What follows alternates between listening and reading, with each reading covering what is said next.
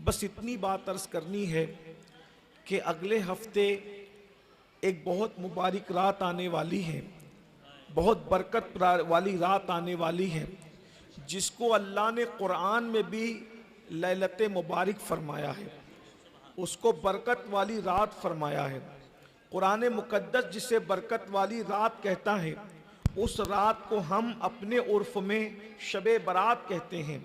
और ये रात की बरकत ये है कि ये फरिश्तों की ईदों में से एक ईद है। हमारी ईदें दिन में होती है, फरिश्तों की ईद रात में होती है। जैसे अल्लाह तबारक व ताला ने हमें ईदुल फित्र और ईदुल अदहा अता फरमाया, वैसे अल्लाह ने फरिश्तों को भी ईद अता की। एक ईद शबे बरात है और दूसरी ईद शबे कद्र है। और ये बरकत वाली रात ये है कि इस रात में मोमिनों का रिज्क तकसीम होता है, मोमिनों की उम्र तकसीम होती है, इस रात में नेमतें तकसीम होती है, इस रात में मौत व हयात के फैसले होते हैं, इस रात में शादी ब्याह के फैसले होते हैं, इस रात में खैर व शर के फैसले होते हैं। ये बहुत मुबारक रात है, इसलिए इस रात को इबादत में गुजारने का हुक्म दिया गया है। और ये मगफिरत की रात है, ये बख्शिश की रात है, ये नजात की रात है। अल्लाह के सच्चे रसूल सादिक व मज़दूक मुस्तफ़ा जान रहमत सल्लल्लाहु अलैहि वसल्लम ने इरशाद फरमाया कि बनु कल्ब की बकरियों के बालों की तादाद के बराबर उसमें अल्लाह ताला मोमिनों को बख्श देता है।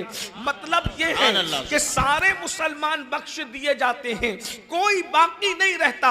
अल्लाह सबकी मगफिरत करता है, सबकी बख्शिश करता है, मगर चंद कम नसीब ऐसे हैं कि इस रात में भी वो बख्शे नहीं जाते जब तक कि वो तौबा ना करें, उनकी मगफिरत नहीं होती। इसलिए मैं बस मुख्तसर उसी पर गुफ्तगू करूंगा कि जो बख्शे जाते हैं वो तो सब हैं, मगर जो बख्शे नहीं जाते वो चंद हैं। और वो चंद कौन हैं? आज हमें सोचना है। हम शबे बारात की तैयारी करते हैं, हलवे के एतबार से शबे बारात की तैयारी करते हैं, मस्जिदों को सजाने के एतबार से शबे बारात की तैयारी करते हैं, घरों के रंग और रोगन के एतबार से। याद रखना, मस्जिदों को सजाने वालों, मस्जिद सजाने से मगफिरत नहीं होगी। घरों को सजाने वालों, घरों को सजाने से मगफिरत नहीं होगी। अल्लाह अकबर। कब्रस्तान को सजाने वालों, कब्रस्तान को सजाने से मगफिरत नहीं होती। अल्लाह अकबर। अगर सजाना है तो पहले अपने दिलों को सजाओ, अपने कुलूब को सजाओ, अपने दिलों को पाक करो। याद रखना, किसको नहीं बख्शता अल्लाह, शबे बारात में किसकी मगफिरत नहीं होती। और सुन लो, जो शबे बारात में बख्शा नहीं गया उससे बड़ा महरूम कौन है। जब वो शबे बारात में बख्शा नहीं जाएगा तो फिर वो कब बख्शा जाएगा, उसकी बख्शिश कब होगी। इसलिए इस दिन से डरना चाहिए कि अल्लाह बख्शिश वालों की फहरिस्त से हमारा नाम खारिज कर दे। और ये भी याद रखो, मगफिरत बहुत बड़ी चीज है, बख्शिश बहुत बड़ी चीज है। जिसकी बख्शिश हो जाती है उसको डायरेक्ट जन्नत मिलती है। कौन बख्शा नहीं जाता, इस पर गुफ्तगू कर लेते हैं। नंबर एक, जो कम नसीब आज की रात नहीं बख्शा जाता, यानी शबे बारात नहीं बख्शा जाता, उनमें से पहले नंबर पर जो है, अल्लाह अकबर, वो माँ बाप का नाफरमान है, जो माँ बाप को अजियत पहुंचाता है, माँ बाप के दिल को तकलीफ पहुंचाता है, माँ बाप को दुखी करता है। अब आप से मैं पूछना चाहता हूँ, सलातो तस्बीह पढ़ी जा रही है, सलातो तस्बीह पढ़ी जा रही है, कुरान पढ़ा जा रहा है, नवाफिल पढ़ी जा रही है। भाइयों, सब करो। सलातो तस्बीह पढ़ना नफल है, शबे बारात में क़याम करना नफल है, मगर माँ बाप के हुकूक को अदा करना ये तो फर्ज है, माँ बाप को खुश करना ये तो फर्ज है। आप अगर माँ बाप को झिड़कियां देते हैं, माँ बाप को अगर दुखी करते हैं, माँ बाप को अगर तकलीफ देते हैं, आपकी बख्शिश नहीं है। शबे बारात में आप बख्श, और सिर्फ शबे बारात नहीं, कयामत में भी बख्शिश नहीं है। जब तक माँ बाप खुश नहीं होते, शहीद को भी कयामत के दिन बख्शा नहीं जाएगा। मैं बहुत बड़ी बात कर रहा हूं, हदीस पाक।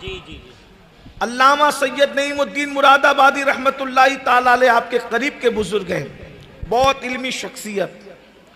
इमाम अहले सुन्नत के तर्जुमे कंजुल ईमान पर आपने, आपका जो हाशिया छपा हुआ है तफसीरे खजाइनुल इरफान के नाम से, उसमें उन्होंने एक हदीस लिखी है। अल्लामा नईमुद्दीन मुरादाबादी रहमतुल्लाह अलैह ने हदीस लिखी है कि अगर कोई बंदा अल्लाह की राह में लड़ते लड़ते शहीद हो जाए, आप उलमा से पूछिए कि शहीद बगैर हिसाब व किताब जन्नत में जाता है, इधर उसके खून का कतरा जमीन पे गिरता है, उधर उसको जन्नत की बशारत दी जाती है। ये शहीद का मर्तबा है। शहीद ने कितने भी गुनाह किए सब माफ हो जाते हैं। अल्लाह की पनाह, अस्तगफिरुल्लाह, सिर्फ समझाने के लिए कह रहा हूं, वो बड़े से बड़ा पापी हो, बड़े से बड़ा मुजरिम हो, लेकिन अगर वो शहीद हो गया तो अल्लाह अब उसके गुनाह नहीं देखता, सिर्फ शहादत की वजह से अल्लाह उसे जन्नत अता करता है, बेहिसाब जन्नत अता करता है। सुभान अल्लाह, सुभान अल्लाह, सुभान अल्लाह है। अंबिया के बाद सबसे बड़ा मर्तबा सिद्दीकीन का है, और सिद्दीकीन के बाद सबसे बड़ा मर्तबा शहीद का है। वलियों से भी बड़ा मर्तबा शहीद का है। एक आम आदमी, समझ लिए सही शहीद क्या होता है। एक आम आदमी मिसाल के तौर पे, उसने पूरी जिंदगी कभी दीन से करीब नहीं रहा, लेकिन था मुसलमान, मोमिन था, ईमान वाला था, सारी जिंदगी खेतों में काम किया, न कुछ पता न कुछ पता, न तालीम है, न इल्म है, न तकवा है, न परहेजगारी है, सब्जी बेचता था, खेतों में काम करता था, ठेला ढकेलता था, लेकिन बस मोमिन था, अल्लाह की राह में शहीद हो गया। तो वलियों से बड़ा मर्तबा शहादत की वजह से उसको एक सेकंड में नसीब होता है। ये शहीद का मर्तबा है। बल्कि आपको हैरत होगी, रसूलुल्लाह के पास कमी किस चीज की है। हुजूर ने किसी चीज को तलब नहीं किया अल्लाह की बारगाह में, मगर हुजूर अलैहिस्सलाम नबूवत है, रिसालत है, अंबिया की इमामत है, अल्लाह अकबर, सारे अंबिया बैतुल मुकद्दस में उनके पीछे खड़े हैं, इल्म इतना है, हुस्न इतना है, तकवा इतना है, मगर उसके बावजूद भी हुजूर दुआ करते हैं, मेरी तमन्ना ये है कि मैं अल्लाह की राह में शहीद कर दिया जाऊं। हुजूर तमन्ना कर रहे हैं शहादत की। जरा गौर करें, नबियों का इमाम शहादत की तमन्ना करता है, ये मकाम शहादत है। अल्लाह अकबर, शहीद के खून का कतरा जमीन पे गिरता है, पहला कतरा, उसको अल्लाह का दीदार नसीब होता है। और लोग समझते हैं कि शहीद के टुकड़े किए जा रहे हैं, शहीद को जख्मी किया जा रहा है, शहीद को खींचा जा रहा है, उसका मुसला किया जा रहा है, मगर मेरे आका फरमाते हैं जब शहीद अल्लाह का दीदार करता है तो उसको इतनी ही तकलीफ मौत के वक्त होती है जैसा कि चूंटी काटते वक्त किसी को तकलीफ होती है। इससे ज्यादा शहीद को तकलीफ नहीं होती, इतना कि चूंटी काटे। इसीलिए हर बड़ा बुजुर्ग शहीद होना चाहता था। अब कितना बयान करूं शहीद का मर्तबा, बस इतना समझ लो कि शहादत से बड़ी कोई मौत नहीं। क़यामत के दिन सबका हिसाब होगा, शहीदों का हिसाब नहीं होगा। शहीदों को बेहिसाब जन्नत अता किया जाएगा।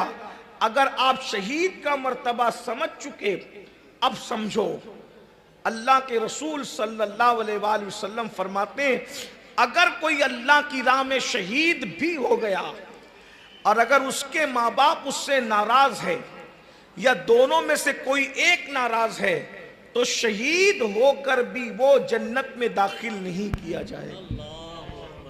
शहीद को भी जन्नत नहीं, वो शहीद नमाजी नहीं था फिर भी शहीद होने की वजह से जन्नत में पहुंच गया। वो शहीद जो दीन से दूर था फिर भी सिर्फ शहादत उसको जन्नत तक ले गई। वो शहीद जो दीन और मजहब की मालूमात नहीं रखता था, शहादत ने उसको वलियों से बड़ा मकाम अता, वलियों से बड़ा। वो औलिया जो मुसल्ले पर रातें गुजारते रहे, सिर्फ शहादत ने उन वलियों से उसको और आगे कर दिया। ये शहादत है। लेकिन अल्लाह के रसूल का फरमान सुनो, इसको सीरियस लो। मेरी कौम के जवान बच्चों, मेरी कौम की बेटियों, अपने माँ बाप को झिड़कियां देते हो, माँ बाप को गालियां देते हो, माँ बाप का दिल दुखाते हो, माँ बाप से मुंह चलाते हो, दू बदू माँ बाप से बातें करते हो, माँ बाप का अदब नहीं करते, माँ बाप का एहतराम नहीं करते। अल्लाह के रसूल की ये हदीस हमारे ज़मीर को झिंझोड़ दे। आगाह हो जाओ, गौर करो। आका फरमाते हैं शहीद होकर भी उसको जन्नत नहीं मिल सकती अगर उसने अपने माँ बाप को नाराज किया है।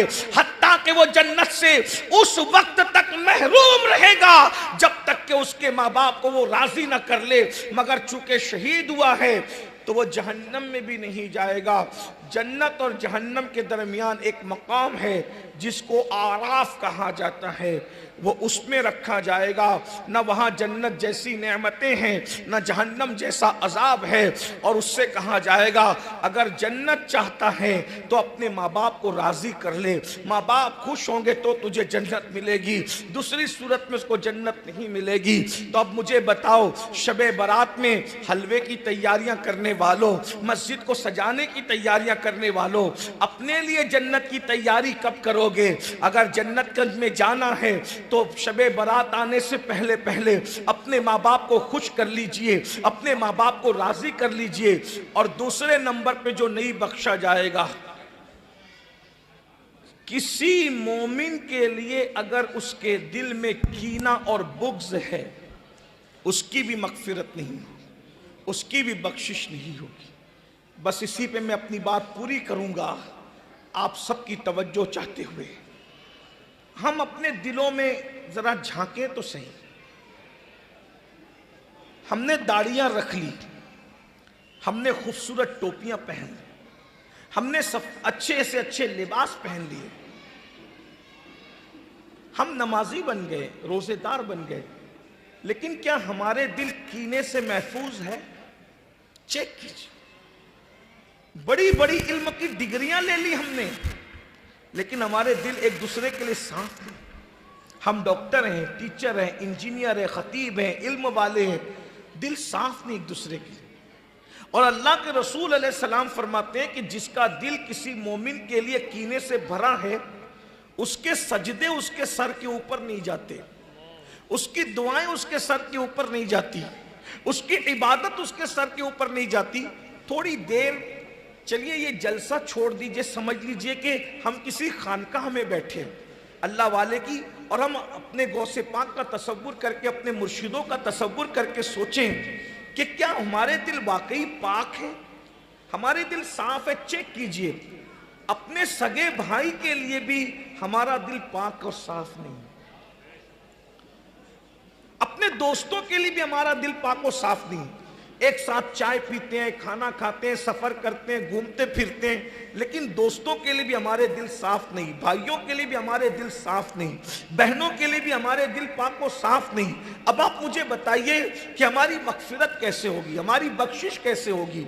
आप मुझे बताएं, छोटे छोटे इख्तिलाफ पर हम एक दूसरे पे केस करते हैं, एक दूसरे को फंसाने की कोशिश करते हैं। कुछ लोग तो ऐसे, औरतें अगर रह मौजूद हैं उनकी तवज्जो चाहता हूँ, अगर किसी का कारोबार अच्छा चल रहा है, किसी की बेटी को अच्छे रिश्ते आ रहे हैं, किसी को खुशी है, तो उस पर जादू करा दिया जाता है, उस पर सहर करा दिया जाता है, ताकि ये बीमार पड़ा रहे, ये बीमार पड़ी रहे, इसको मुसीबत आए, मियाँ बीवी में आपस में इख्तिलाफ हो जाए, झगड़ा हो जाए, माँ बाप की औलाद माँ बाप की वफादार न रहे।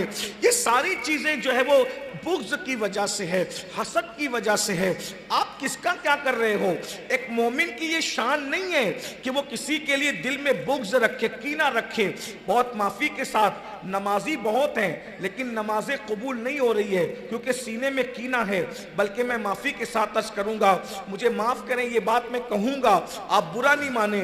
बाज़ इमाम तो ऐसे हैं कि इमाम होकर भी उनके सीनों में कीना है, बाज़ मुक्तदी ऐसे हैं उनके सीनों में कीना है। जब आगे वाले की कबूल नहीं हो रही है तो पीछे वाले की क्या कबूल होगी? आप तो बड़ी बड़ी डिग्रियां लेकर बैठे, हर इमाम ऐसा नहीं है, लेकिन आप तो बड़ी बड़ी डिग्रियां लेके बैठे हैं, भाइयों से आपकी बातचीत बंद है।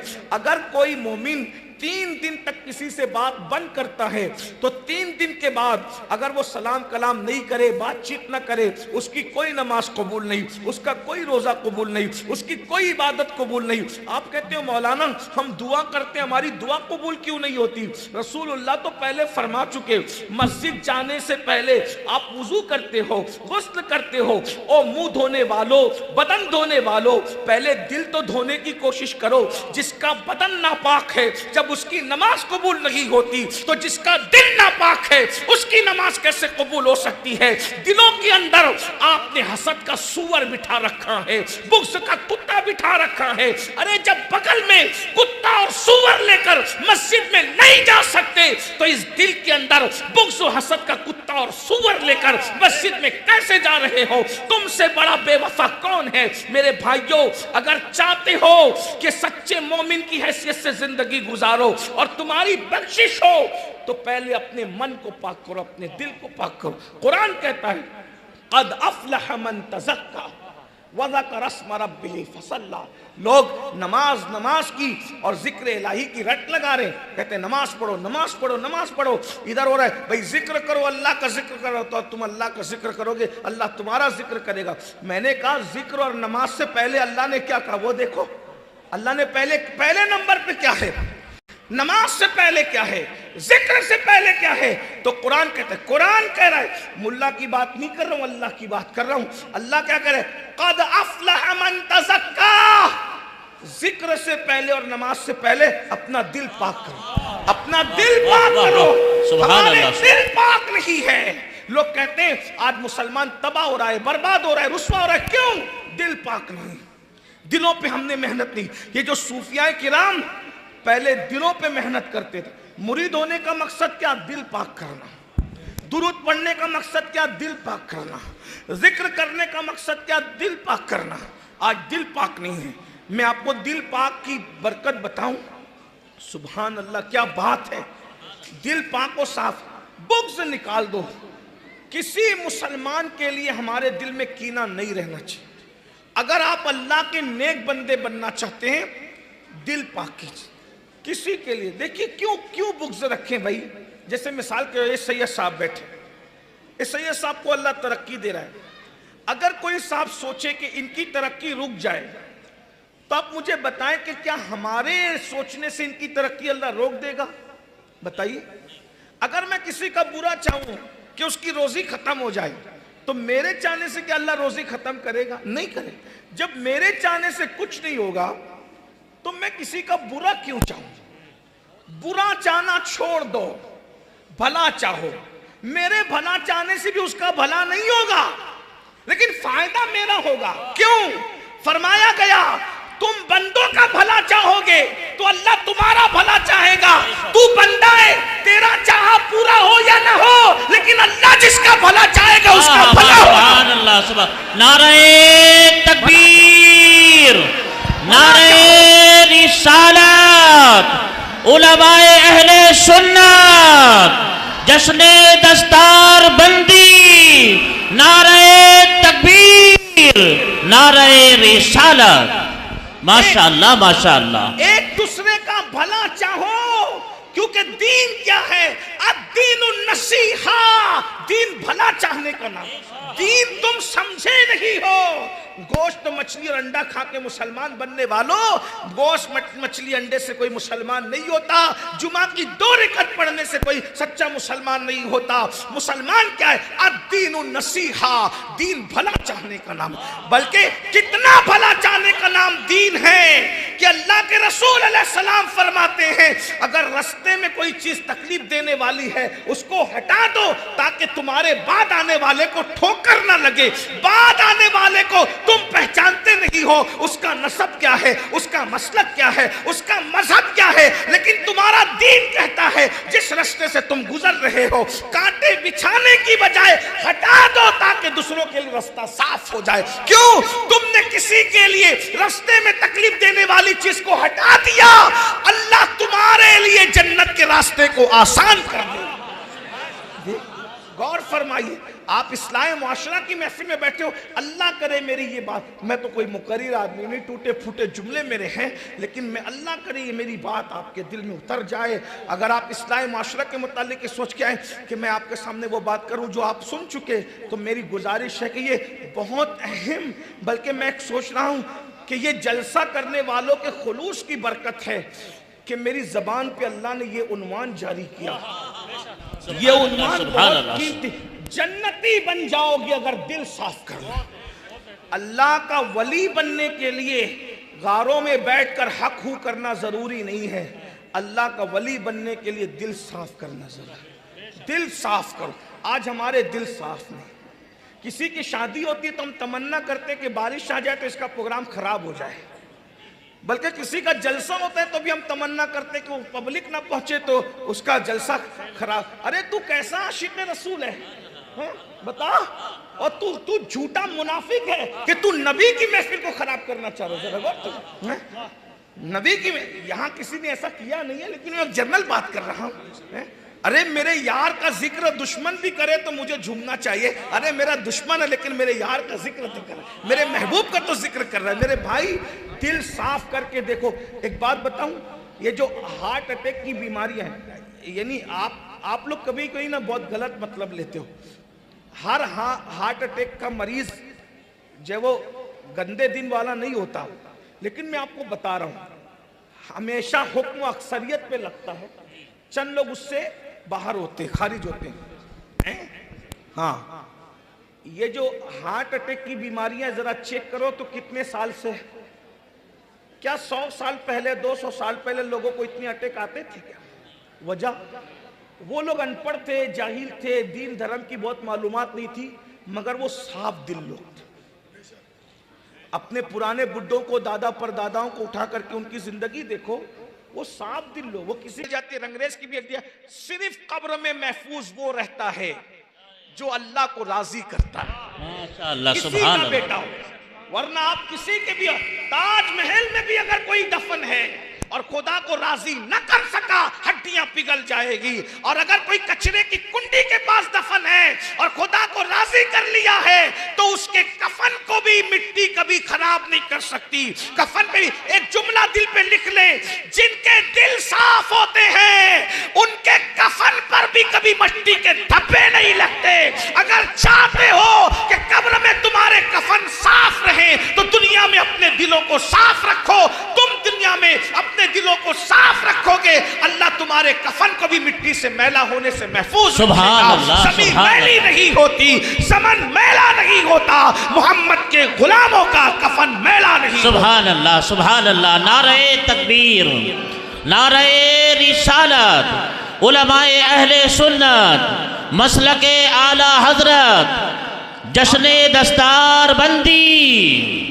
आका इरशाद फरमाते, जो किसी मोमिन के लिए दिल में कीना ना रखे, मैं उसको अपने साथ जन्नत में ले जाऊंगा और वो मेरे साथ जन्नत में रहेगा। हुजूर कहते मन हब्ब सुन्नती फक़द हब्बनी व मन हब्बनी काना माइया फिल जन्ना, कि जो इसने मेरी सुन्नत से मोहब्बत की वो जन्नत में मेरे साथ होगा। एक हदीस जो पढ़ने लगा था वो पढ़ के बात पूरी करूं। हुजूर अलैहिस्सलाम की महफिल सजी है, आका अलैहिस्सलाम की महफिल सजी है, सब जन्नत में जाना चाहते हैं। मेरे आका अलैहिस्सलाम ने फरमाया, ऐ मेरे सहाबा, क्या तुम किसी जन्नती की जियारत करना चाहते हो? किसी जन्नती को देखना है? साहबा ने कहा जी या रसूलल्लाह, देखना है। अब जन्नत में कौन जाएगा, ये इल्मे गैब है कि नहीं भाई? बोलो भाई, है कि नहीं इल्मे गैब? बोलो भाई, है कि नहीं इल्मे गैब? है। अब आका फरमा रहे कि जन्नती की जियारत में तुम्हें करा दूं, इसका मतलब नबी इल्मे गैब। बोलो भाई, इल्मे गैब। अरे जो जन्नत को जानता हो, इससे बड़ा गैब क्या है? जन्नती को जानना तो अपनी जगह है, जो जन्नत को भी जानता हो, जन्नत की सैर कर चुका हो। अरे जो मालिके जन्नत को और खालिके जन्नत को देख चुका हो, और कोई गैब क्या तुमसे नेहा हो भला, जब ना खुदा ही छुपा तुम पे करोड़ों दुरूद। हुजूर अलैहिस्सलाम कहते, किसी जन्नती को देखना है? जी या रसूलल्लाह। अब आका फरमाते हैं, एक शख्स आएंगे और यहां हमारी महफिल से गुजरेंगे, वही जन्नती है। सहाबा को इश्तियाक हुआ, तजस्सुस हुआ कि भाई हुजूर ने किसी को जन्नत की बशारत दी, अब देखने लगे कौन आता है। एक सहाबी आए, उनके आज़ाए वुजू से पानी के कतरे टपक रहे थे, हाथों में जूते थे, वो सलाम करते हुए गुजर गए। लोगों ने रश्क की नजर से देखा, कितना खुशनसीब है, हुजूर ने इसको जन्नत की बशारत। दूसरे दिन फिर महफिल सजी थी, फिर वह किसी जन्नती को देखना है। साहबा ने कहा क्यों नहीं, का एक जन्नती यहां से गुजरेगा, उसको देख लो। लोगों ने सोचा कल तो फुला थे, आज कौन खुशनसीब। दूसरे दिन भी वही आए, 2 बार जन्नत की बशारत। फिर महफिल सजी थी, फिर मैं किसी जन्नती को देखना है। लोगों ने सोचा 2 मरतबा तो वो बाजी ले गए, तीसरी बार कौन? तीसरी बार भी वही आए।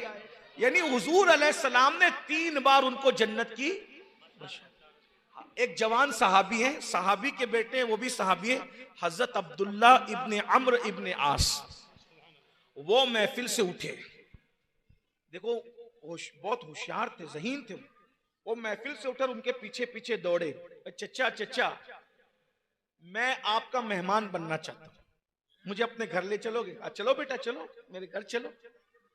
ले गए, 3 दिन उनके घर रहे हजरत अब्दुल्ला इब्न अम्र इब्न आस। बोले चचा अब मैं जाऊं? उन्होंने कहा बेटा तुम 3 दिन रहे, कुछ बात नहीं की, कुछ नहीं, बस मेरे साथ साथ साए की तरह लगे रहे, लेकिन तुम कुछ पूछते नहीं, क्यों आए थे तुम? मेरे मेहमान, तुम भी मदीना शरीफ में रहते हो, मैं भी मदीना शरीफ में रहता हूँ, गांव के गांव में तुम मेरे मेहमान बन गए, लेकिन तुम कुछ कहते नहीं, क्या बात है? उन्होंने कहा चचा बात यह है कि मैं चेक करना चाहता था कि आप करते क्या हो। क्यों? तुम्हें क्या तजस्सुस थी मेरे काम से? बोले मैंने हुजूर की जबान से 3 दिन तक मुसलसल तुम्हारे जन्नती होने का ऐलान सुना, तो मैंने सोचा कि वो कौन सा अमल है जो हम नहीं करते और आप करते हैं, क्योंकि कोई तो ऐसा अमल होगा ना जिसकी वजह से हुजूर ने तुम्हें जन्नत की बशारत दी है, तो मैं वो अमल मालूम करूं, मैं भी करूं, ताकि मुझे भी जन्नत की बशारत मिले।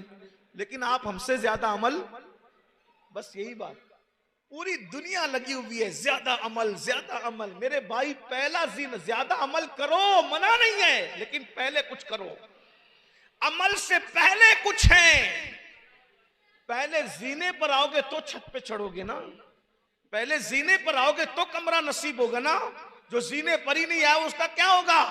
तो उन्होंने कहा अब्दुल्ला इब्न अम्र इब्न आस ने, मैं सोच रहा था कि रसूलुल्लाह ने तुमको 3 बार जन्नत की बशारत दी, तो तुम हमसे ज्यादा अमल करते होंगे, रात रात भर इबादत करते होगा। मैं कुछ नहीं करता, तुमने देख लिया, 3 दिन तक तुमने देखा कि मैं कुछ नहीं करता हूं, सिर्फ मैं नमाजें जो मुझ पे फर्ज व वाजिब है बस उतना करता हूं, मैं बहुत ज्यादा, मैं काम धाम वाला आदमी हूं, मैं बहुत ज्यादा कुछ नहीं कर पाता। तो कहा फिर हुजूर ने तुम्हें जन्नत की बशारत क्यों दी? बस ये 2 जुमले सुनाने के लिए इतना बड़ा वाकया मैंने बयान किया। अब्दुल्ला इब्न अम्र इब्न आस ने पूछा कि चचा आपको हुजूर ने 1 बार भी नहीं 3 बार जन्नत की बशारत दी, आप हमसे ज्यादा अमल नहीं करते, फिर आपको क्यों बशारत मिली? उन्होंने कहा बेटा उसका राज ये है कि जिस दिन से मैं ईमान लाया हूं उस दिन से लेके आज तक किसी मोमिन के लिए मेरे दिल में कभी कीना नहीं है, बस उसी की बरकत है कि रसूलुल्लाह ने मुझे 3 मर्तबा जन्नत की बशारत। वाह वाह, सुभान अल्लाह सुभान अल्लाह, मेरी माशाअल्लाह माशाअल्लाह। अगर शबे बारात में मगफिरत और बख्शिश चाहते हो, अपने भाइयों को माफ करो, अपनी बहनों को माफ करो, अपने पड़ोसियों को माफ करो, रिश्तेदारों को सबको माफ करो। एक पीर के 2 मुरीद हो आपस में लड़ते हो, एक बाप के 4 बेटे हो आपस में लड़ते हो, बहनों से आपकी नहीं जमती, पड़ोसियों से नहीं जमती, मोहल्ले वालों से नहीं, सबसे लड़ते रहते हो। लड़ना मोमिन की शान नहीं, जात के लिए लड़ना कुत्तों का काम है, मोमिन का काम नहीं। लड़ो मत, मिलो, प्यार करो, दिलो प्यार बांटोगे प्यार मिलेगा। शबे बारात में अगर मगफिरत चाहते हो तो एक दूसरे के साथ अभी से दिल पाक को साफ कर लो। हम आला हजरत के मसलक का नारा लगाते हैं। आला हजरत का तरीका ये था, शबे बारात आने से पहले अपने मुरीदों को, खानदान वालों को, मोहल्ले वालों को, सबको जमा करके कहते हैं एक दूसरे के लिए कीना निकालो, एक दूसरे को माफ करो। शबे बारात आने से पहले तुम एक दूसरे को माफ कर दो, शबे बारात में अल्लाह तुम्हें माफ कर देगा। मगफिरत चाहते तो ये करो। अल्लाह ताला से दुआ है अल्लाह हम सबको तौफीक अता फरमाए। बोलो क्या यहाँ बैठे बैठे एक फैसला हो सकता है? इतना वक्त दिया, 1 मिनट और। यहां बैठे बैठे एक फैसला हो सकता है? हो सकता है? बोलो भाई जवाब दे, हो सकता है? कोई काम हो सकता है? जोर जबरदस्ती नहीं है। देखिए हमारा काम सिर्फ दीन को आप तक पहुंचाना है, डंडा उंडा मारकर जबरदस्ती आपको अमल करवाना हमारा काम।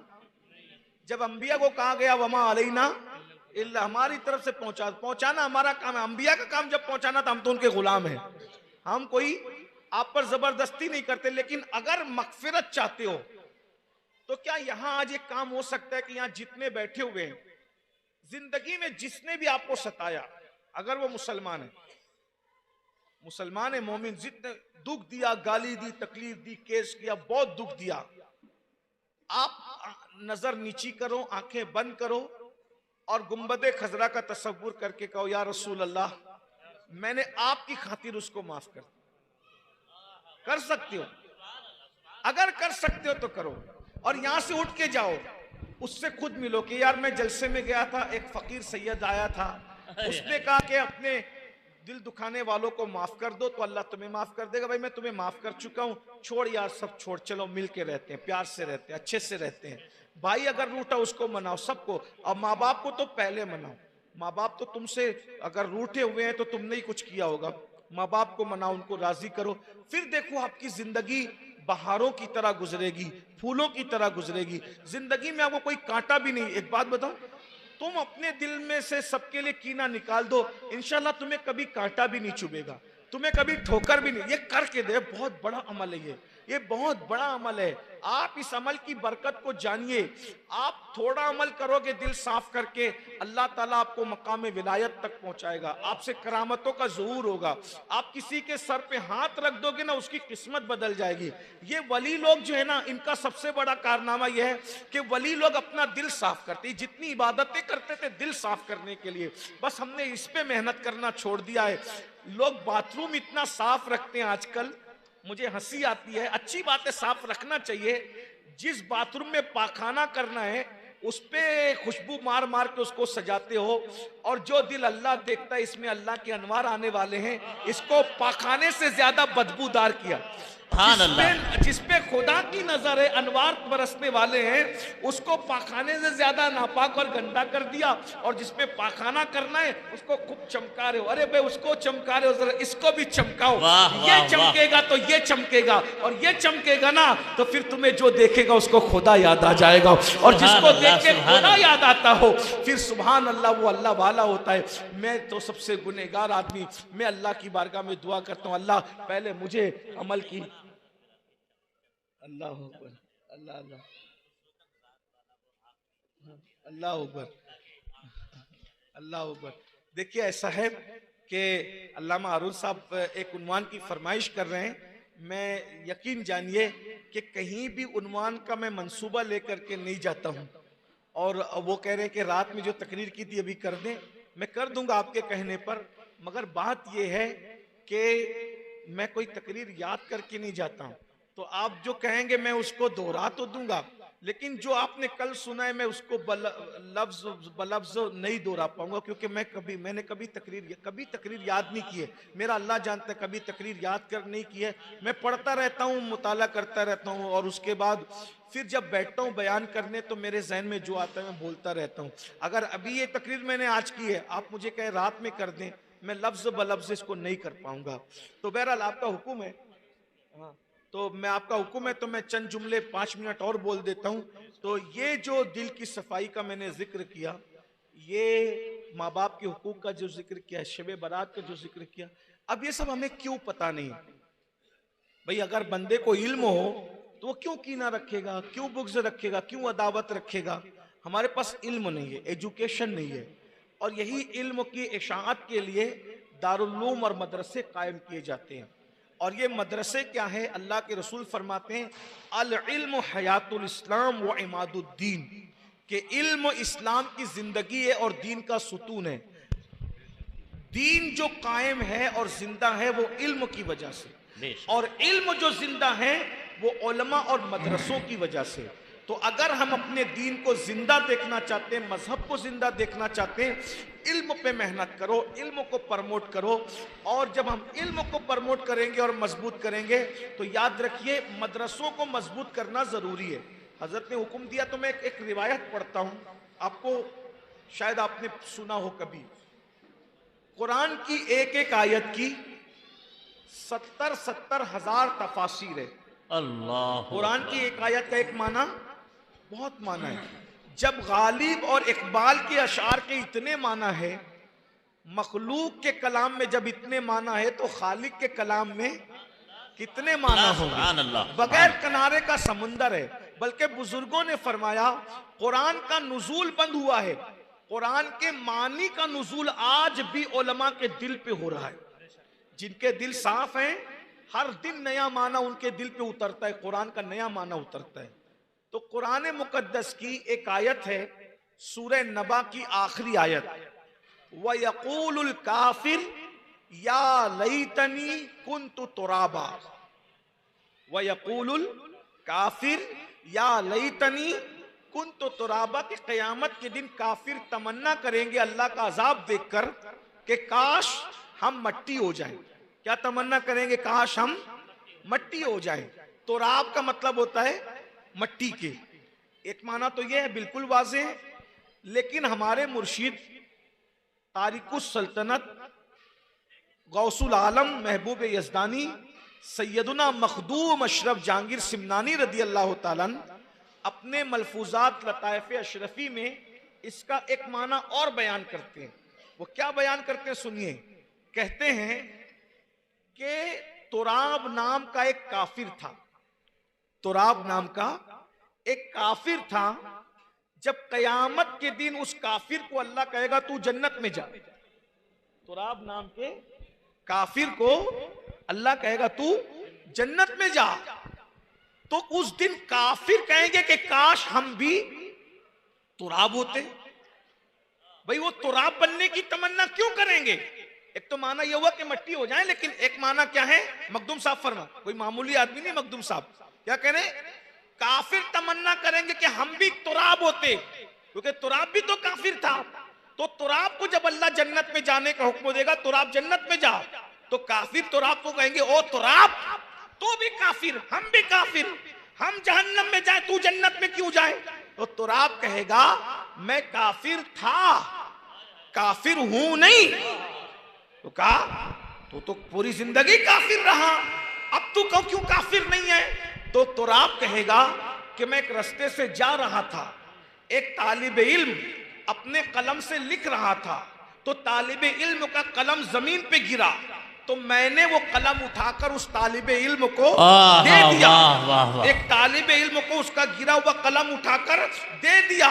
बस इतना था कि तालिबे इल्म को कलम देना था उठाकर, अल्लाह ने मरने से पहले पहले कलम उठाकर देने की बरकत से मुझे ईमान की दौलत अता फरमाई, और मरने के बाद अल्लाह मुझे जन्नत अता कर रहा है। तो लोग तमन्ना करेंगे काश हम भी तुराब होते, कम से कम किसी तालिब इल्म को कलम उठा के दे देते तो हमें भी ईमान मिल जाता और आखिरत में जन्नत मिल जाती। मुसलमानों बताओ, उसने अपनी जेब से खरीद कर नहीं दिया था, उसने अपने पास से नहीं दिया था, उसने अपनी कलम नहीं दिया था, अपनी मेहनत की कमाई नहीं दी थी, उसी तालिब इल्म का गिरा हुआ कलम उठा के दे दिया। जो तालिब इल्म की इतनी मदद कर दे कि गिरा हुआ कलम उठा करके दे दे, तो उसको मरने से पहले ईमान मिलता है, मरने के बाद जन्नत मिलती है। जब काफिर को ये नेमत मिलती है तालिब इल्म की मदद से, अगर आप अपनी जेब से किसी आलिम को कलम दोगे, तालिब इल्म को कलम दोगे, किताबें दोगे,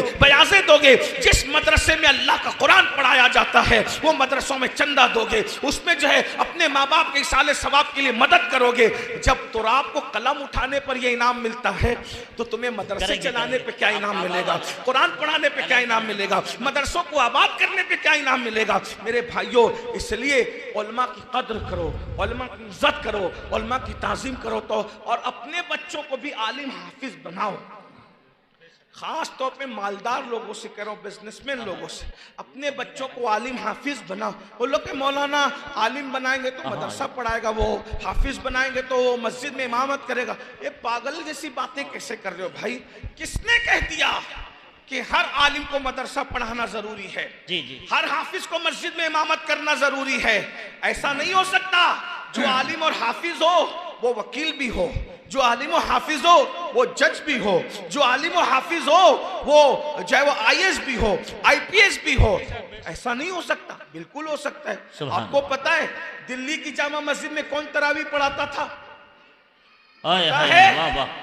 अखंड भारत में जब अंग्रेज नहीं आए थे तो दिल्ली की जामा मस्जिद में अखंड भारत का बादशाह सुल्तान मुहियुद्दीन औरंगजेब आलमगीर तरावी पढ़ाया करते। सुभान अल्लाह, सुभान अल्लाह, सुभान अल्लाह। जब औरंगजेब तरावी पढ़ा सकते हैं दिल्ली की जामा मस्जिद में, तो क्या आपके गांव में वकील तरावी नहीं पढ़ा सकता?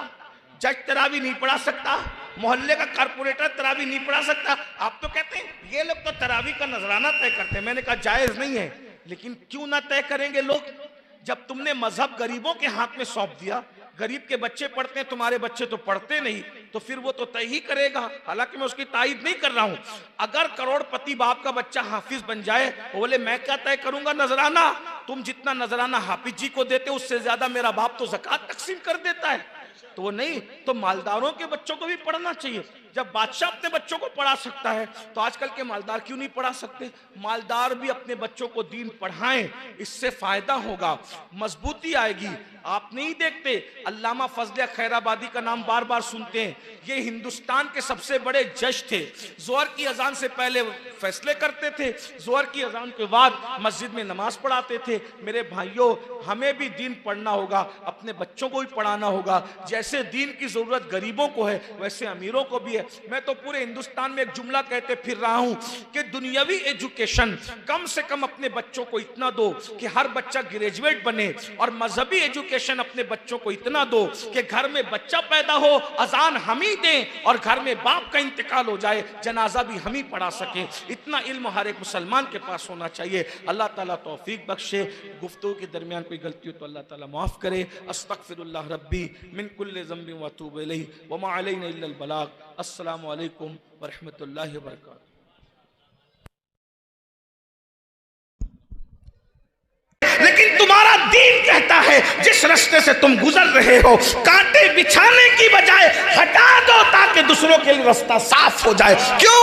तुमने किसी के लिए रास्ते में तकलीफ देने वाली चीज को हटा दिया, अल्लाह तुम्हारे लिए जन्नत के रास्ते को आसान कर दे। गौर फरमाइए, आप इस्लाह मुआशरा की महफिल में बैठे हो। अल्लाह करे मेरी ये बात, मैं तो कोई मुकर्रिर आदमी नहीं, टूटे फूटे जुमले मेरे हैं, लेकिन मैं अल्लाह करे ये मेरी बात आपके दिल में उतर जाए। अगर आप इस्लाह मुआशरा के मुतालिक सोच के आए कि मैं आपके सामने वो बात करूं जो आप सुन चुके, तो मेरी गुजारिश है कि ये बहुत अहम, बल्कि मैं सोच रहा हूं कि ये जलसा करने वालों के खुलूस की बरकत है कि मेरी जबान पे अल्लाह ने ये उन्वान जारी किया। ये उन्वान बहुत कीमती, जन्नती बन जाओगे अगर दिल साफ कर लो। अल्लाह का वली बनने के लिए गारों में बैठकर हक हू करना जरूरी नहीं है, अल्लाह का वली बनने के लिए दिल साफ करना जरूरी। दिल साफ करो। आज हमारे दिल साफ नहीं। किसी की शादी होती है तो हम तमन्ना करते कि बारिश आ जाए तो इसका प्रोग्राम खराब हो जाए, बल्कि किसी का जलसा होता है तो भी हम तमन्ना करते कि वो पब्लिक ना पहुंचे तो उसका जलसा खराब। अरे तू कैसा आशिक रसूल है, बता। और तू झूठा मुनाफिक है कि तू नबी की महफिल को खराब करना चाह रहा है। नबी की, यहाँ किसी ने ऐसा किया नहीं है, लेकिन मैं जनरल बात कर रहा हूँ। अरे मेरे यार का जिक्र दुश्मन भी करे तो मुझे झूमना चाहिए। अरे मेरा दुश्मन है लेकिन मेरे यार का जिक्र तो कर रहा है, मेरे महबूब का तो जिक्र कर रहा है। मेरे भाई, दिल साफ करके देखो। एक बात बताऊं, ये जो हार्ट अटैक की बीमारियां हैं, यानी आप लोग कभी कभी ना बहुत गलत मतलब लेते हो। हर हार्ट अटैक का मरीज जो वो गंदे दिन वाला नहीं होता, लेकिन मैं आपको बता रहा हूं, हमेशा हुक्म अक्सरियत पे लगता है, चंद लोग उससे बाहर होते, खारिज होते हैं। हाँ, ये जो हार्ट अटैक की बीमारियां जरा चेक करो तो कितने साल से, क्या 100 साल पहले, 200 साल पहले लोगों को इतने अटैक आते थे क्या? वजह, वो लोग अनपढ़ थे, जाहिल थे, दीन धर्म की बहुत मालूमात नहीं थी, मगर वो साफ दिल लोग थे। अपने पुराने बुड्ढों को, दादा परदादाओं को उठा करके उनकी जिंदगी देखो, वो साफ दिल लोग, वो किसी का बुरा नहीं चाहते थे। हमसे इल्म उनके पास कम रहा हो, अगरचे उनके पास इल्म, लेकिन उनके दिल साफ, उनकी तरबियत सही थी। आज हमारे पास इल्म है, नमाजें हैं, वज़ाइफ खूब कर रहे हैं, वज़ाइफ की कोई बरकत नहीं मिल रही। क्यों? क्योंकि दिल साफ है। पहले दिल साफ होना चाहिए। और दिल में बुग़्ज़ और कीना रखने से हम किसी को नुकसान नहीं पहुंचा सकते, हम अपने आप को नुकसान पहुंचा। यानी ये जो दिल की बीमारी ना, हार्ट अटैक हमको हो रहा है, या और भी बीमारियां हमको हो रही है, ब्लड प्रेशर हो रहा है, इसमें कहीं ना कहीं हम लोगों का बुरा सोचते हैं, हम लोगों के लिए बुग़्ज़ कीना रखते हैं, इसलिए ये सब बीमारियां हैं। अगर आप अपना दिल साफ रखो सबके लिए, आपको कोई बीमारी नहीं लगेगी इंशाल्लाह। ये सब बीमारियां, ये जो सब बीमारियां हैं, ये कहीं ना कहीं दिल में बुग़्ज़ और कीने की वजह से है। क्योंकि हम देखिए, हमारे दिल में किसी के लिए बुग़्ज़ और कीना है तो हम उसी के बारे में सोचते रहते हैं। और डॉक्टरों से पूछो, जो माहिर डॉक्टर है, वो कहते हैं सोचने से बड़ी कोई बीमारी हो ही नहीं सकती। सारी बीमारियों की वजह ये सोचना है। जब आप दूसरों के बारे में सोचना ही छोड़ दोगे, भाई जब आपके दिलो दिमाग में कोई रहेगा ही नहीं, मेरा कोई दुश्मनी नहीं है, जब कोई दुश्मनी नहीं है तो मैं उसके बारे में नेगेटिव नहीं सोचूंगा। अगर सब मेरे महबूब है तो मैं उसके बारे में पॉजिटिव सोचूंगा, मुस्बत सोचूंगा। तो जब मुस्बत सोचूंगा तो मेरी सेहत पे कोई मनफी असर, निगेटिव असर नहीं पड़ेगा। तो अच्छे और खुश रहने का सबसे बड़ा नुस्खा ये है कि आप अपने दिलो दिमाग से सबकी दुश्मनी निकाल दो। कोई आपका दुश्मन नहीं है। अब आप सोचेंगे भाई मैंने तो निकाल दिया, लोग मेरे बारे में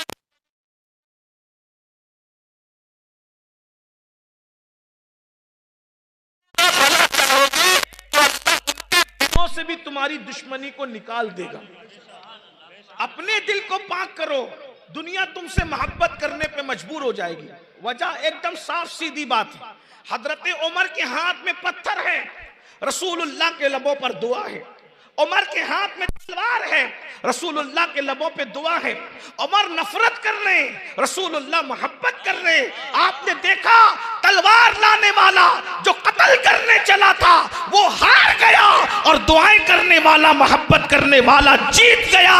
तलवार लाने वाला गुलाम बन गया, दुआ करने वाले को आका मानने पे मजबूर हो। सुभान अल्लाह। नारे तकबीर, नारे रिसालत, उलमाए अहले सुन्नत, हजरत सैयद अमीनुल कादरी साहब क़िबला, नारे तकबीर, नारे रिसालत। जब भी नफरतों की और मोहब्बतों की जंग होती है, नफरतें हार जाती है, मोहब्बतें जीत जाती। कोई हमें गाली दे, हम न दे। खाने से पहले नमक चखना सुन्नत है, पगड़ी मामा बांधना सुन्नत है, तो गाली सुनकर दुआ देना ये भी तो सुन्नत है।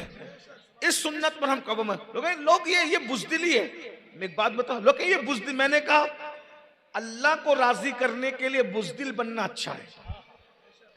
हमें वो बहादुरी नहीं चाहिए जो अल्लाह को नाराज करके मिले। ठीक है, कोई बुज़दिल कहता है तो कहता रहे। एक बात याद रखना, अगर गाली सुनकर तुमने सब्र कर लिया तो बदला अल्लाह लेगा।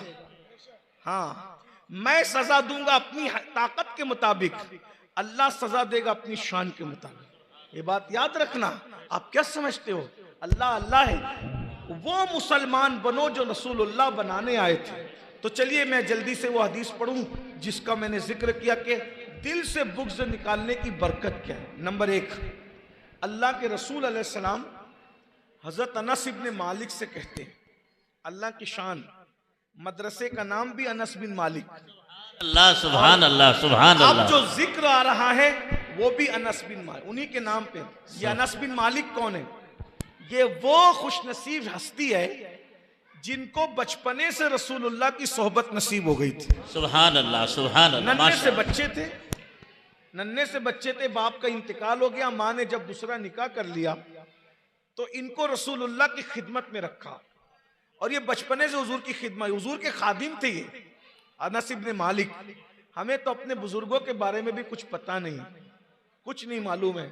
हमने चंद लोगों को इतना अपने वजूद पे सवार कर लिया है कि हम उनके अलावा दूसरों से कुछ तारुफ करना ही नहीं चाहते।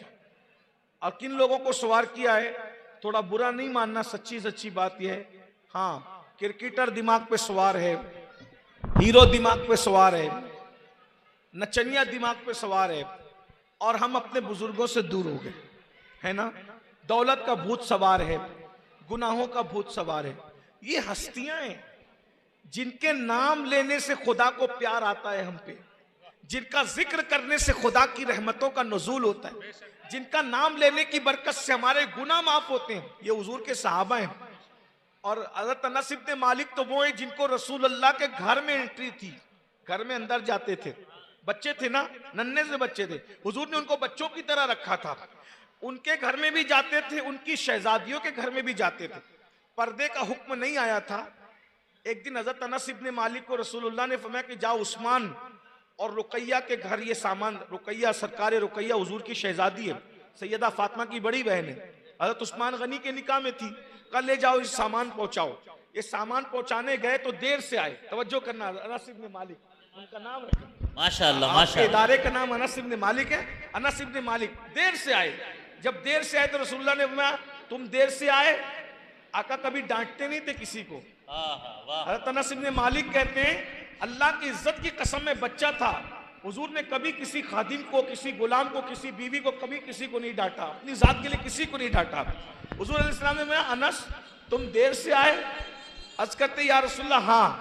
क्यों देर हुई अनस? या रसूलल्लाह उस्मान और रुकैया दोनों बैठ करके हंसी की बातें कर रहे थे, तो वो दोनों इतने खूबसूरत है, मैं दोनों को हैरत से देखता रहा तो मैं लेट हो गया। माशाअल्लाह माशाअल्लाह। क्योंकि हजरत उस्मान भी बड़े खूबसूरत थे और हजरत रुकैया तो हुजूर की शहजादी थी, तेरी नस्ल पाक में है, बच्चा बच्चा। वाह वाह वाह। तो मेरे आका अलैहिस्सलाम को जब कहा या रसूलल्लाह उस्मान और रुकैया दोनों को मैं देखता ही रहे, बच्चे थे, पर्दे का हुक्म भी नहीं आया था, मैं दोनों को देखते ही रह गया। बच्चों को बड़ी दिलचस्पी होती है ना हर मामले में, मैं देखता रह गया, उसमें मुझे वक्त पता नहीं चला कि ताखीर हो गई। आका ने मैं अनस क्या दुनिया में इससे खूबसूरत जोड़ा भी तूने देखा है? दुनिया का सबसे खूबसूरत जोड़ा अगर है वो उस्मान और रुकैया का जोड़ा है। सुभान अल्लाह सुभान अल्लाह। तो मेरे आका ने सलाम ने अनस इधर आ, सरकार ने हजरत अनस को, अनस इधर आ, तू ये बता कि तूने सुबह किस हाल में की, तूने किस हाल में सुबह की? अनस इब्न मालिक ने कहा या रसूलल्लाह मैंने सुबह इस हाल में की कि मेरे दिल में किसी मोमिन के लिए कीना नहीं है। ये वज़ाइफ की जान बता रहा हूं मैं आपके सामने आज, शबे बारात की बरकत से इस पर अमल करके देखो, सुकून की नींद आएगी। अगर आप ब्लड प्रेशर की गोली लेते हैं इंशाअल्लाह वो गोली छूट जाएगी, अगर आप नींद की गोली लेते हैं नींद की गोली छूट जाएगी। मैं सही कह रहा हूं आपको। सारा बड़ा मसला यह कि हम सब बन गए, वो मोमिन नहीं बने जो हुजूर बनाने आए थे। वो मोमिन बन के देखिए, आपको रेत पे भी नींद आएगी, आपको धूप में भी नींद आएगी, आपको नरम गद्दों की जरूरत नहीं पड़ेगी। मसला ये है खाते अपनी कमाई का है तो में दूसरों की लगे रहते हैं, खाते अपनी कमाई का है दूसरों के टेंशन पालते रहते हैं। ये सब दिल से निकालो, दिल में अल्लाह को बसाओ, अल्लाह के रसूल को बसाओ, सबको बाहर करो। हजरत राबिया बसरी से किसी ने पूछा, राबिया तवज्जो करना, राबिया तू अल्लाह की इतनी इबादत करती है, शैतान तुझे बहुत सताता होगा। राबिया ने हंस के कहा, मुझे यार की यारी से फुर्सत नहीं मिलती, मैं दुश्मन के लिए टाइम कहां से लाऊं? मेरे पास टाइम नहीं है, क्या बात है, वाह मेरे पास क्या बात। दुश्मनी करने के लिए टाइम ही नहीं है, क्योंकि मेरा यार इतना बड़ा है कि पूरा वक्त मुझे यार के जिक्र में गुजर जाता है, कम पड़ता है। अरे अल्लाह का महबूब हमारा यार है, हम उनके गुलाम हैं, इतना अजीम यार अल्लाह ने अता फरमाया है, उनका जिक्र करते करते जिंदगियां खत्म हो जाएगी मगर उनके औसाफ का एक चैप्टर भी पूरा ना होगा। जिंदगियां खत्म होगी और कलम टूट के तेरे औसाफ का एक बाब भी पूरा ना हुआ, कह लेगी सब कुछ उनके सना खा के खामोशी, चुप हो रहा ये कह के मैं क्या क्या कहूं तुझे, लेकिन रजा ने खत्म सुखन इस पे कर दिया, खालिक का बंदा खल्क का आका कहूं तुझे।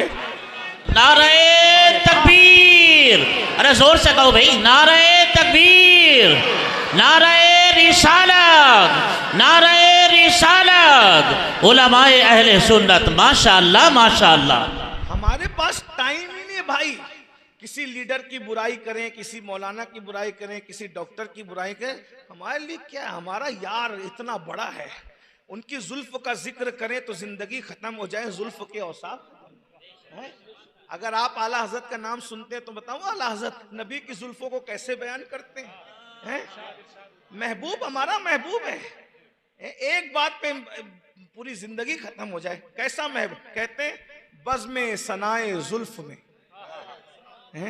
ये इमाम अहमद रज़ा नबी की जुल्फे कैसे कहते? बज़्म सनाए जुल्फ में मेरी अरूसे फिक्र को सारी बहार हश्ते खुल्द छोटा सा इत्रदान है। मतलब क्या है?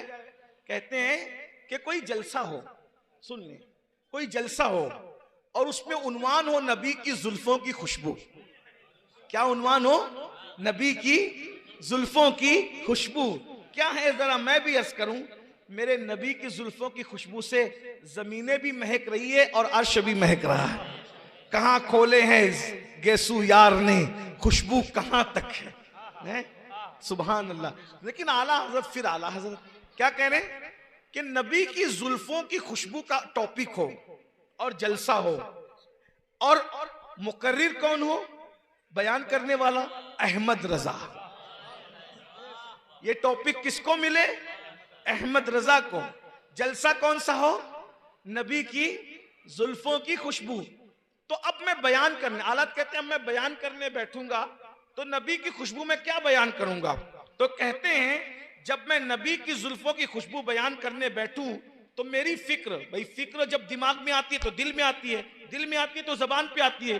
तो कहते हैं कि वो उन्वान और टॉपिक की फिक्र जब मेरे दिमाग में आएगी तो जो उसकी फिक्र की जो मेरी दुल्हन है, दिमाग में जो फिक्र ख्यालात और तसव्वुरात की जो दुल्हन है, उसके सामने अब मैं कैसे बयान करूंगा नबी की जुल्फों की खुशबू को?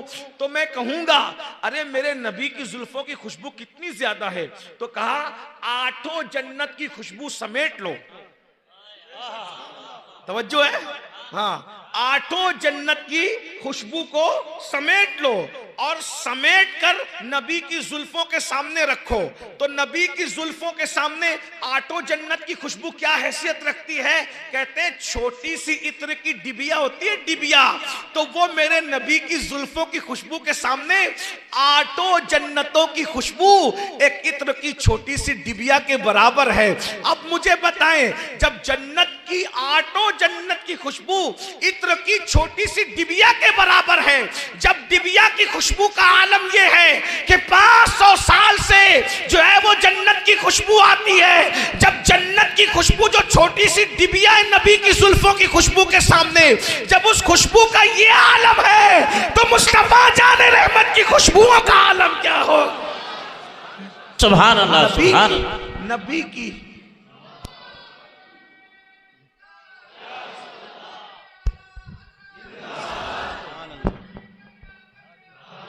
बज़्म सनाए जुल्फ में, शेर सुनने, बज़्म सनाए जुल्फ में मेरी अरूसे फिक्र को सारी बहार हश्ते खुल्द छोटा सा इत्रदान है।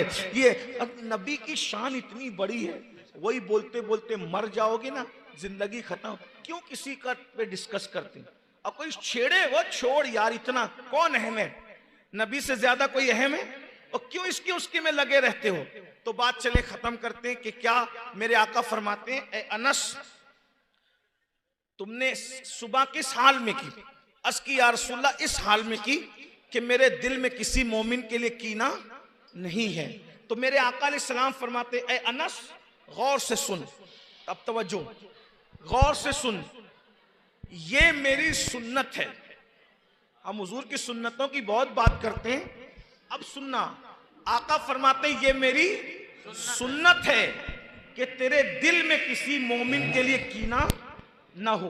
अब सुनिए, ये मेरी बहनों की खास तवज्जो, देवरानी से नहीं जमती, जिठानी से नहीं जमती, इससे नहीं जमती, औरतों की बहुत कम लोगों से जमती है, बल्कि उनकी तो शौहर से भी कभी कभी नहीं जमती। ऐसे मत करो, अपने दिल को मोहब्बत वाला रखो, प्यार वाला।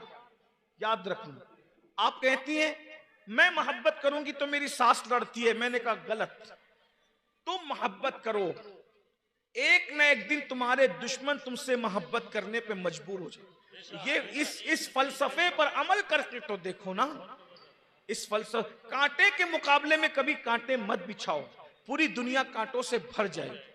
काटने की बात मत करो, जोड़ने की बात करो। बाबा फरीदुद्दीन गंज शकर के पास उनका कोई मुरीद कैंची लेकर आया, मुर्शिद ये तोहफा कबूल करे। बोले बेटा तुझे कैंची बनाना आती, सुई बनाना नहीं आती? हम सूफी लोग हैं, अल्लाह वाले लोग हैं, हमारे पास कैंची न लाया करो, सुई धागा लाया करो, क्योंकि कैंची 1 को 2 कर देती है और सुई धागा 2 को 1 कर देता है। हम 1 को 2 करने वाले नहीं हैं, 2 को 1 करने वाले। नबी मिलाने आए थे और हम नफरतें बांटते हैं, भाई भाई में नफरत, बहन भाई में नफरत, ये सब अच्छी चीज नहीं, तुम्हारी बातें भी कबूल नहीं है। तो आका ने क्या फरमाया, ए अनस ये मेरी सुन्नत है कि किसी मोमिन के लिए तेरे दिल में कीना ना हो। अब क्या फरमाते हैं, अब आका, जो मेरी इस सुन्नत पर अमल करेगा, कितना बड़ा इनाम। आका फरमाते जो मेरी इस सुन्नत पर अमल करेगा, मैं हाथ पकड़कर जन्नत में उसको अपने साथ लेकर जाऊंगा। सुभान अल्लाह, सुभान अल्लाह, माशाअल्लाह, माशाअल्लाह। अगर नबी के साथ जन्नत में जाना है, अपने सीने को कीने से पाक करने का तरीका, अगर दिल चाहे ना कि सैयद साहब कि बुराई करने का, तो नफ्स को सजा दो। सैयद साहब, अल्लामा साहब, इमाम साहब, नफ्स को सजा दो, नहीं अब उनकी तारीफ शुरू कर दो, जा चलता रहे, कुचलता रहे। हैं?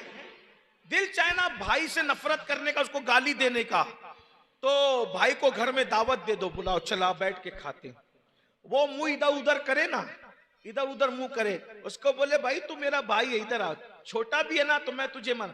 रूठना हुजूर की आदत नहीं है, मनाना हुजूर की आदत। हाँ, रूठने का सबब तो तुम जानो, हम तो मसरूफ है मनाने में। तुम अल्लाह के बंदों को मना लो, अल्लाह तुमसे राजी हो जाए। याद रखिए, कोई भी रूठे, खुद से चले जाओ, बैठ के बात करो, नफरतें मत फैलाओ, मोहब्बतें फैलाओ। तुम किसी के पास चल के जाओगे सुलह के लिए, अल्लाह की रहमतें तुम्हारे पास चल के आई। घमंड मत करो, मैं पठान का बेटा हूं, मैं मुगल का बेटा हूं, मैं इसका, कुछ नहीं यार, कुछ नहीं है। कब्र में हड्डियां भी, खान साहब की भी हड्डियां पिघल जाती है, मुगल साहब की भी हड्डियां पिघल जाती है।